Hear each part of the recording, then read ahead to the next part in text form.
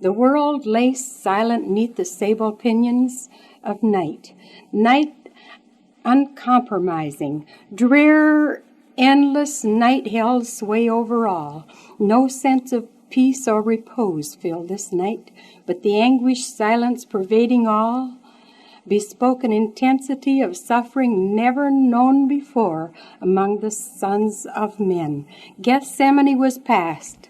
Calvary, with its agony of soul and body, was over. Nothing mattered now. The one whom they had believed to be the Prince of Life was overcome by death. Yea, even more, he had been crucified. And now he lay yonder with a guard of Roman soldiers who watched, lest someone come and steal him away. And very early in the morning, when it began to dawn toward the first day of the week, came Mary Magdalene. Poor, broken-hearted Mary. She came blindly groping her way toward the garden tomb, her tears dropping upon hands that bore sweet spices of rare fragrance.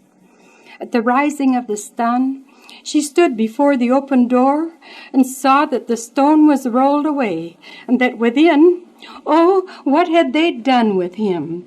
Within the tomb there lay no dear lifeless form to which he might lovingly minister. The body of Jesus was gone. Oh, where had they taken him? They have taken away my Lord, and I know not where they have laid him.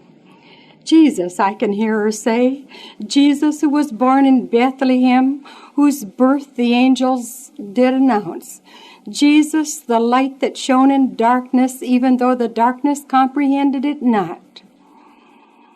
Jesus, who gave the vilest sinner forgiveness, who healed the sick and cooled the fevered brows, who cast out demons, who raised the dead, who set the captives free, who fed the hungry. How am I ever going to live without you? Who now will cleanse the sinner and heal the sick and lift the burdens of those that are sore oppressed? Who now will meet our need with such miraculous power? None but Thee, Lord, were ever able to give this poor old sorrow-stricken world beauty for ashes and the oil of joy for the spirit of heaviness. But now they have taken you away. Poor Mary, forgiven much, loving much, her heart was well nigh broken as she sat weeping at the empty tomb. Yet, my friends, hundreds and thousands today sit at an empty tomb of a powerless, revivalless church, devoid of the miraculous prayer-answering Christ of long ago.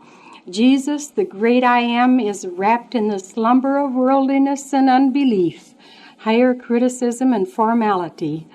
These might well take up the cry of Mary, "They have taken away my Lord." They have taken away the Lord of the Bible, the great I Am, who is the same yesterday, today, and forever. Taken away the deity of the Lord and Master. Taken away the inspiration of the Scriptures that declare the atonement through the precious blood. Taken away the preaching of the old-time born-again experience and of the victorious life above the world and sin. Taken away the old-time altar calls, taken away the all-night prayer meetings where the saints of God were wont to pray upon their faces till a revival came down and swept the entire community. Taken away the warmth and fire and faith and fervor, which they have now come to call emotionalism. And in its place they have left an empty tomb. But my Lord, they have taken away. God only knows the numbers of Marys who today have been sitting before the empty tomb, mourning their departed Lord, mourning the need of a revival of the old-time power and of the preaching of a Christ who is not dead, but has risen. Oh, why have men limited the Holy One of Israel? Why have they taken away the Lord of the Bible. There Mary sits, weeping her heart out, grieving the loss of her Lord, her spices of memory lying at her feet, living over the things he used to do, remembering the sinners he used to forgive, the sick he used to heal, and the broken hearts that he used to gladden. Oh, Mary, Church of Jesus Christ of the 20th century, let me shout it from the hilltops. Let me preach abroad in all the land.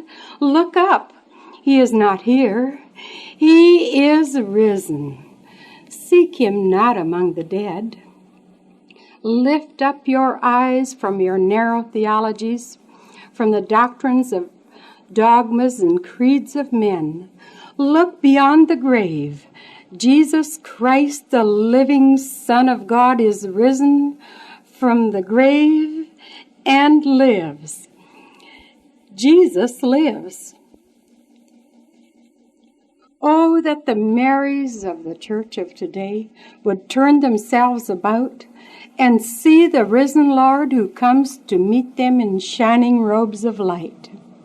Go to my disciples and say unto them, I ascend unto my Father and your Father, to my God and your God. Death is conquered. Night is at an end. Now there is no sting in death, no victory for the grave. To the awakened Marys of the church of today, the Lord is speaking the self-same message. Go, Mary, go and tell the story. Bid the weeping rejoice. Bid the heavy-laden come, and I will give them rest. Bid the hungry come and dine. The sinful plunge into the fountain opened in the house of David for sin and uncleanness. Bid the sick and the suffering touch the hem of my garment and be made whole. My friend, Jesus speaks from eternity, bidding the Marys run swift-footed to bear to his brethren the message, the sweetest message that could be brought by man or angels. Tell them, I have seen the Lord. My friend, if you will look up today, away from your sin, dry those tears of sorrow, look up in faith, you can behold the Lord. If you want to come a little nearer and a little closer to him, won't you bow your head with me now? And our Father, as heads are bowed in Radio Land today, grant that heart shall also bow unto thee. And Jesus, who arose from the dead, will you lift the suffering and the sin-sick soul up out of the slough of despond? Will you lift them up by thy resurrection life and power? Meet the need of all who listen today, we ask in thy name. Amen.